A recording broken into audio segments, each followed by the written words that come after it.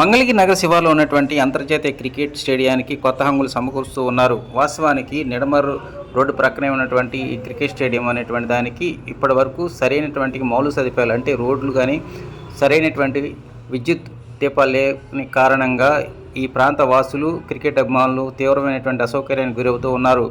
అయితే కూటమి ప్రభుత్వం వచ్చిన తర్వాత మంగళగిరిలో 23 ఎకరాల్లో నిర్మాణం జరిగినటువంటి అంతర్జాతీయ ప్రమాణాలతో నిర్మించినటువంటి క్రికెట్ స్టేడియంలో త్వరలో రాష్ట్ర జాతీయ స్థాయి క్రికెట్ మ్యాచ్లు నిర్వహిస్తామని ఆంధ్ర క్రికెట్ అసోసియేషన్ అధ్యక్షులు కేశినేని చిన్ని ఇప్పటికే ప్రకటించారు. ఈ నేపథ్యంలోనే మొట్టమొదటిసారిగా మౌలిక సదుపాయాల్లో ప్రధానమైనటువంటి రోడ్డు నిర్మాణానికి సంబంధించి శ్రీకారం చుట్టారు. త్వరలోనే ఈ క్రికెట్ స్టేడియానికి మరికొన్ని కొత్త హంగులు ఏర్పాటు చేస్తామని ఆయన విలేకరుల సమావేశంలో ఇప్పటికే ప్రకటించారు. ఈ రోడ్డు నిర్మాణం వలన అటు క్రికెట్ అభిమానులే కాదు దాదాపు 4-5 గ్రామాలకు చెందినటువంటి నవలూరు, ఎర్రబాలెం, బేతపూడి, కురగలు ప్రాంతానికి చెందిన ప్రజానీకం కూడా ప్రశాంతమైన వాతావరణంలో గమ్యస్థానాలు చేరడానికి అవకాశాలు ఉన్నాయి.